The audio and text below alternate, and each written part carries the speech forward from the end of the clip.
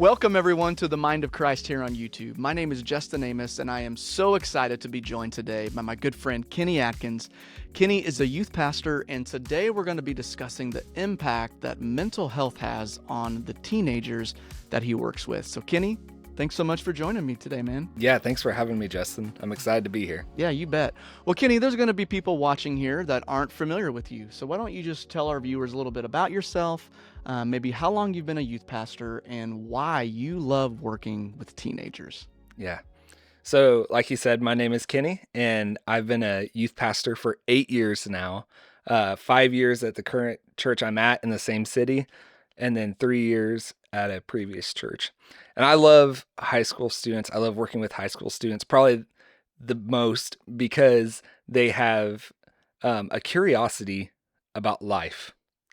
They they have hope, and it's such an influential age that if you can catch them at this age and influence them, it's going to break cycles that they've known all of their lives. It's going to shape the rest of their life, these fundamental things that they're learning at this age. Awesome. I love that. I love it. Kenny, can you share any changes that you've seen the past 8 years in kind of the area of mental health and working with teenagers? Like, are struggles that you see now different than what you saw 8 years ago, or are they similar? Can you give us a little bit of a glimpse into that? Yeah. So I think from 8 years ago to now, there are two things that have really stood out in my mind that has changed fundamentally in students. And one before 2020 is when I started, and so the pandemic, Mm. I think there was nothing new that students were experiencing or going through, but I think the pandemic amplified a lot of what was already there. And so confusion, time, a very fundamental age for these students. They were in middle school or elementary. Like those are very developmental stages of their life. And now you're being like, you don't know what's next. And then social media and technology, just, I don't know if we're ever going to know the full impacts that social media is having on our youth. Yeah. The isolation brought on to Yeah. us by COVID. I read recently it said we probably won't even know the full impact of that for decades. No. We'll start seeing, some of the Yeah. implications of going through such a, honestly, a tragic time, just as humanity and just the isolation that brought us. For So, sure. Kenny, from your perspective, what would you say, like, how big of an issue is mental health for teenagers? Is this something like, and just a couple that I work with struggle with it? Or is this like, man, most teenagers I encounter are dealing with this in some way? Just give us a little bit of glimpse, just kind of from your experience. Yeah. So if I wouldn't have done any research, I would tell you that assume every student has some sort of mental health issue. Hmm. Assume everyone until they tell you they don't, or they don't, assume that they have some sort of mental health struggle. And that's not maybe diagnosed, but the level of anxiety, it has increased so much that you ask students, are they anxious? And 100% probably will tell you they are. And Hmm. if they're not, that is a rarity. But I did look up some research, and in adolescents, so from 10 to 19, 34% have a diagnosable mental health disorder. Hmm. And that's huge. That's 1 in 3. So you look out at students. I look out at my students in the crowd, and I count 1, 2, 3. One of those three will have a diagnosable anxiety disorder. So I think it's bigger than we think. Wow, yeah. That doesn't even take into consideration people that are struggling that might not be to the level of a diagnosis. Yeah. You know, Yes. they could just be struggling with a phase of life transition or mom Yeah. and dad getting a divorce or whatever. Maybe mom or dad is an alcoholic or a drug addict. And Yep. I mean, that's add all those issues on top of that. So, Yeah. man, okay, very pervasive. I think a lot of times when I'm thinking of mental health issues, the awareness of parents to their children is huge. So I see a student, and obviously they come they come to me or another leader, and they have these big, heavy burdens in their minds that they're carrying. And due to some systemic issues of being afraid of counseling, being afraid of therapy, their students are crying out, "I need help," and their parents think it's not a huge deal, and they suppress it. And that is one of the biggest concerns that I see in students, is their mental health isn't supported. And thankfully, we have a church that is breaking the mold of that, and that we're wanting to start a care center inside of our church. And so the way I see mental health versus maybe how I was raised or the culture I was raised in, mental health is a normal thing to talk about. And I think that gives so much hope. Like if we could all embrace that idea that mental health issues are just a part of what we go through as people, I think that would just make for a much healthier society, a much healthier church community too. And I love the quote of, "You are not a problem to be fixed, you're a person to be loved." And just thinking of that just gives so much grace to the idea of mental health. Yeah, absolutely. Yeah. That's great. Well, Kenny, can you give our viewers kind of maybe an idea of how you've seen mental health issues arise, in youth group gatherings or in your social interactions with them? Obviously, without giving any names, but just kind of give some practical ways that you've seen these issues come up where you've had to take a step back and say, whoa, like there's something serious going on here. Yeah. I mean, we've already talked about anxiety, but that's probably the biggest one. I think with that, students fear the future more than I've ever seen. More than I'm not that far removed from high school, but when my friends looked ahead to the future, they looked ahead with hope and anticipation, and a lot of it probably stemming back to COVID, um, makes students fear moving forward or fear taking risks, do what's safe. And I think that is huge. I think some symptoms that I've seen are a lot of students are developing sensory issues. A lot of students are developing just a sense of being overwhelmed a lot. A lot of students can't be in big crowds, or will have. I've seen students have full-on panic attacks, and that is becoming more of a normal thing. And that's a huge red flag of the mental health crisis that we're in right now. Yeah. Kenny, can you share just maybe any examples of just some stories that have been hopeful for you? Some kids that you've seen making some improvements in their emotional, mental health, things like that. Yes. I think the thing that keeps me in youth ministry is the students that have rewrote that story. So I have two instances. One was a couple weeks ago. I always have a student share at youth group of what God has been teaching them. And one I just find so true in our culture. They were talking about the difference between chaos versus consistency, and just how deep sin is in our world. Like, I used to have to go searching for sin. I remember a time when there was no phone in my hand, but students have sin available every moment of every day. And so when that is available, it creates chaos. And that's the lie from the garden, is chaos. Make you question, make you do all these things. And the student was sharing, and they were like, God is not a God of chaos. He's a God of consistency and a God of truth.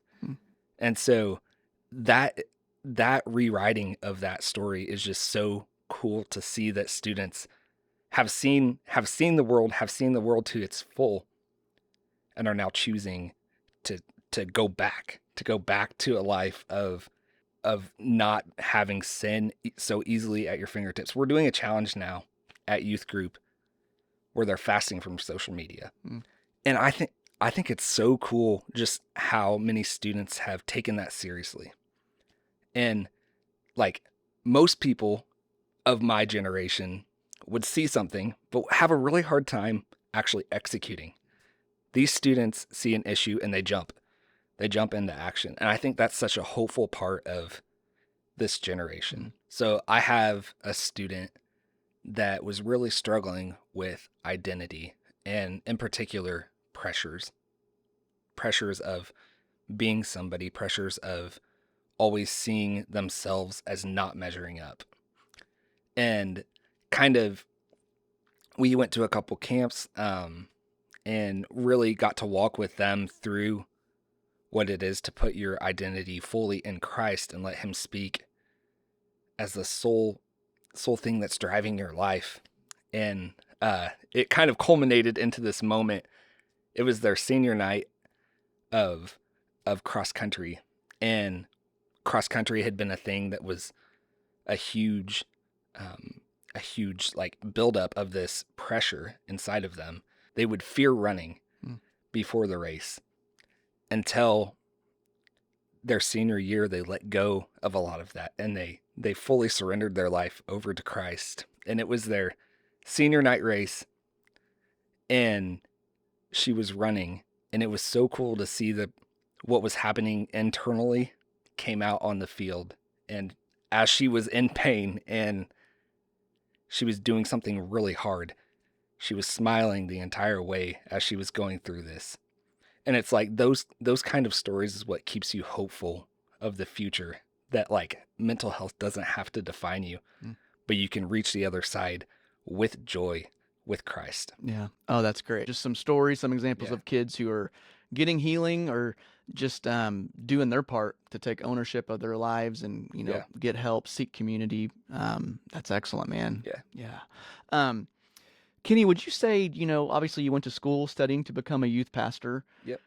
How well did you say, just whether it's your college or just preparation, did to help set you up to really be prepared to navigate some of these mental health issues? Was that included, or was that like not a part of kind of your preparation at all? Like, give us a little bit of glimpse into that. Yeah. So I really love the college I went to. I love the principles it taught me. I love how it prepared me to interpret scripture. I don't know if I was fully prepared to encounter the mental health crisis going on. I remember going through one psychology class, and we spent like half of a semester walking through how do you lead someone in counseling. And so a lot of it I've had to learn on my own. And so while they prepared me with how to process scripture and how to internally process, I was not prepared for the amount that I would encounter mental health in the workforce.